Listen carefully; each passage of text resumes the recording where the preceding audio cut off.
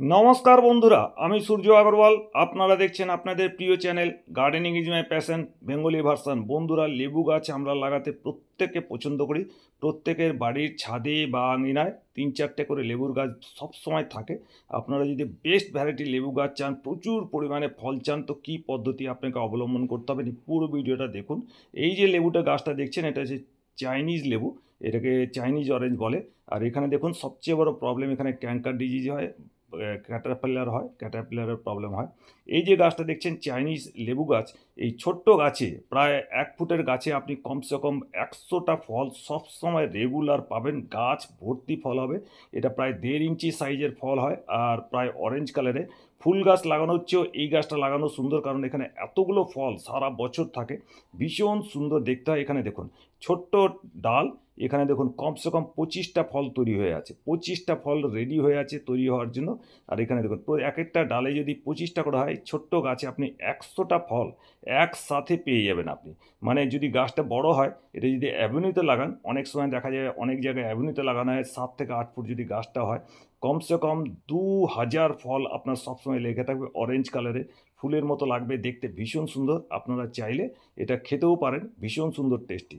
আপনাকে পদ্ধতিটা দেখিয়ে নিচ্ছি কীভাবে টবে বসাবেন, মাটি কিভাবে তৈরি করেন, রোগ প্রতিরোধ কী করবেন। পুরো ভিডিওটা দেখুন, এক এক করে বলছি। খাওয়ার কী দেবেন সেটাও আমি আপনাকে দেখিয়ে দিচ্ছি। প্রথমে গ্রো ব্যাগ থেকে আপনি ইনট্যাক্ট রুট বলটা বের করে নেবেন।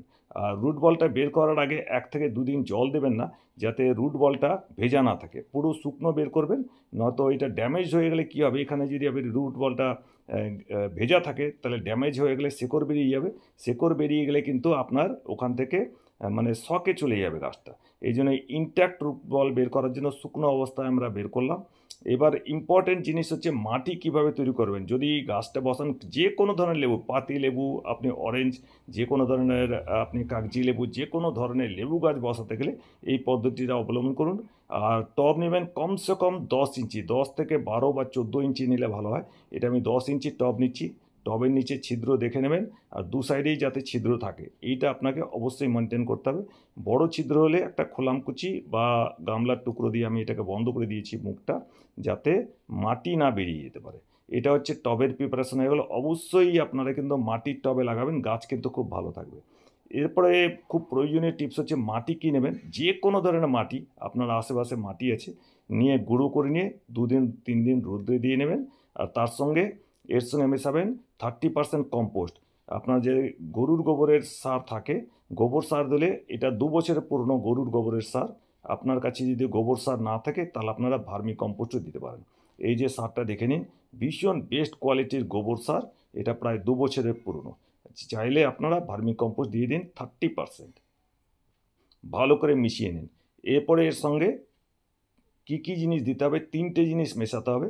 3টে জিনিস দেখে নিন, মেশাবেন আর কী পরিমাণে মেশাবেন দেখে নিন আপনারা। প্রথমে এটাকে আমি মিক্স করে নিলাম। এর সঙ্গে আমি দিচ্ছি সিঙ্গেল সুপার ফসফেট। এটা ফসফরাসের সোর্স, প্রায় 20 গ্রাম আমি সিঙ্গেল সুপার ফসফেট এটাতে দিয়ে দিচ্ছি। এটা ফসফরাসের সোর্স, এটা মাটিকে পুরো আলগা রাখবে, আর রুট চালের ক্ষেত্রে নিচে রুট পৌঁছাতে খুব হেল্প করবে। আপনার সবসময় একটা ফসফরাসের সোর্স আপনাকে দেবে। রুটের গ্রোথ বা প্ল্যান্টের গ্রোথের পক্ষে খুব আইডিয়াল হচ্ছে সিঙ্গেল সুপার ফসফেট। সঙ্গে প্ল্যান্টের গ্রোথের জন্য আমি কিছু ডিএপি দিয়ে দিলাম। ডিএপি আপনারা জানেন 18-46, এর মানে 18 ভাগ নাইট্রোজেন, 46 ভাগ ফসফরাস আছে। আর এটা প্রচুর ভালো নাইট্রোজেন আর ফসফরাসের সোর্স। এটা আমরা মিশিয়ে নিলাম। এরপর অনেক সময় বিভিন্ন কেঁচো হয়, বিভিন্ন পোকা বা করে আক্রমণ হয় গাছের টবের মাটির মধ্যে। আমি দিচ্ছি ক্লোরোপাইরিফস বা ফিউরাডান যদি থাকে, বা থাইমেট যদি থাকে, এটা নিচ্ছি আধ চামচ, চা চামচের আধ চামচ, প্রায় 3 গ্রাম। 3 গ্রাম আমি এখানে ক্লোরোপাইরিফস দিয়ে দিচ্ছি। আপনারা চাইলে ফিউরাডান দিতে পারেন। মিশিয়ে নিলাম। এরপরে ভালো করে মিক্স করে নিন মাটিটা। এবার টবে গাছটা কিভাবে বসাবেন সেটা কিন্তু খুব গুরুত্বপূর্ণ। এই জায়গাটা অনেকেই ভুল করে টবে গাছ বসানোর ক্ষেত্রে, তাহলে কিন্তু গাছটা ভালো হবে না। দেখে নিন অ্যাকুরেট পদ্ধতি টবে গাছ কিভাবে বসাবেন। প্রথমে আপনি একটা 3 ইঞ্চির মতো বেড বানিয়ে নিন। বেডটা বানানো ডিপেন্ড করবে আপনার রুট বলের সাইজটা কীরকম। এমনভাবে বসাবেন যাতে রুট বলটা বসার পরে টবের উপরে 2 ইঞ্চি জায়গা খালি থাকে। 2 ইঞ্চি জায়গাটা কিন্তু এখানে খালি থাকা আবশ্যক, কারণ মাঝে মাঝে আপনারা সার দেবেন, জল দেবেন, তাতে 2 ইঞ্চি জায়গাটা থাকা দরকার। এরপরে মাটি দেওয়ার ক্ষেত্রে দেখুন, টবটাকে ঘুরিয়ে ঘুরিয়ে চারিধার থেকে মাটিটা দেবেন, দেখে নিন। গাছটাকে সোজা বসান, সোজা বসিয়ে চারিধারে ঘুরিয়ে মাটিটা ভরে নিন। মাটিটা ভরবেন মোটামুটি রুট বলের 1 সেন্টিমিটার উপর অবধি আপনারা মাটিটা বসিয়ে নেবেন। দেখুন মাটি দিয়ে দিয়েছি। এবার জল দেওয়াটা খুব গুরুত্বপূর্ণ বিষয়। জল কতখানি দেবেন, আর জলের সঙ্গে একটা জিনিস আপনারা মিশিয়ে দেবেন। আপনাকে আমি দেখাচ্ছি কি মেশাতে হবে জলের সঙ্গে। জলের সঙ্গে মেশানোর জন্য এই গাছটা যখন নতুন রিপোর্টিং করি অনেক সময় শকে চলে যায়, সেই জন্য আপনারা দেবেন এটা হচ্ছে এপসম সল্ট বা ম্যাগনেসিয়াম সালফেট। এটা যে কোনো কেমিস্টের দোকানে, ওষুধের দোকানে পেয়ে যাবেন। বলবেন আমাদের ম্যাগনেসিয়াম সালফেট চাই, তাহলে ওরা দিয়ে দেবে। বা কোনো গার্ডেনিংয়ের দোকানেও আপনি এপসম সল্ট চাইলে পেয়ে যাবেন। এটা আমি নিচ্ছি, আমার কাছে 2 লিটার জল আছে ঝাড়িতে। আমি নিয়ে নেব প্রায় 5 গ্রাম, এটাতে আমি নিয়ে নেব এখানে এপসম সল্ট।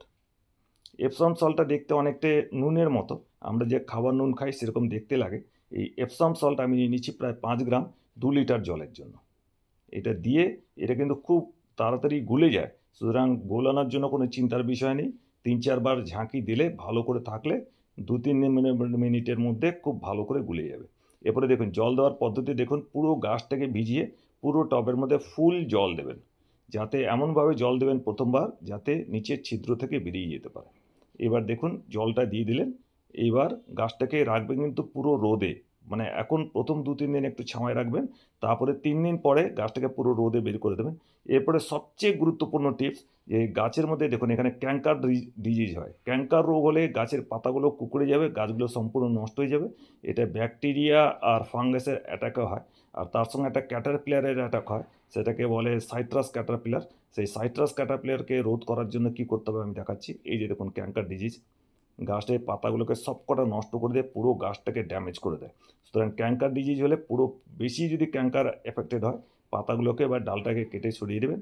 ক্যাঙ্কার ডিজিজ রোধ করার জন্য আপনাকে দিতে হবে ব্লাইটক্স। এটা কপার অক্সিক্লোরাইড, ব্লু কপার নামেও পাওয়া যায়। 2 গ্রাম প্রতি লিটারে আপনি জল নিয়ে ভালো মতো মোটামুটি 7 দিন 10 দিন পর পর 2 থেকে 3 বার যদি আপনি দিয়ে দেন, তাহলে এর মধ্যে কোনো ক্যাঙ্কার ডিজিজ আসবে না। এরপরে এই সাইট্রাস ক্যাটারপিলারকে রোধ করার জন্য আপনারা দেবেন প্রোফেনাফস। এটা প্রোফেক্স সুপার নামে পাওয়া যায়। 1 ml পার লিটার নিয়ে প্রত্যেক 15 দিন অন্তর আপনারা পুরো গাছটাকে ভিজিয়ে পুরো স্নান করিয়ে দিয়ে দেবেন। তাতে এই ধরনের কোনো পোকামাকড়, কোনো ক্যাটারপিলার এখানে অ্যাটাক করবে না। গাছটা ঝরঝরে থাকবে, সুন্দর থাকবে, আর প্রত্যেকটা নতুন নতুন ব্রাঞ্চ বেরিয়ে গাছটা ভরে যাবে। আর যখন ফল আসবে, এই ধরনের ছোট গাছে আপনি 100 থেকে 300 খানা ফল পাবেন। আর যদি বড় গাছ হয়, যদি অ্যাভিনিউতে বসান, মাটিতে বসান, তাহলে গাছ যদি 5-6 ফুটের হাইট হয়, তাহলে কমসে কম 2000 ফল এখানে কিন্তু সবসময় পাবেন। আর গাছটা ভরে থাকবে অরেঞ্জ কালারের। ফুল গাছ যত না সুন্দর তার চেয়ে অনেক বেশি সুন্দর হয়। এটা কিন্তু খাওয়া যায়, খুব ভালো করে খাওয়া যায়, অনেকে এটাকে খাওয়াও পছন্দ করেন। আর গাছ ভর্তি আপনি ফল পাবেন। যে কোনো লেবু গাছে এই টেকনিক অ্যাপ্লাই করুন। আশা করি ভিডিওটা ভালো লেগেছে। ভালো লাগলে লাইক করুন, শেয়ার করুন, চ্যানেলে নতুন হলে সাবস্ক্রাইব করুন। ভিডিও দেখার জন্য ধন্যবাদ।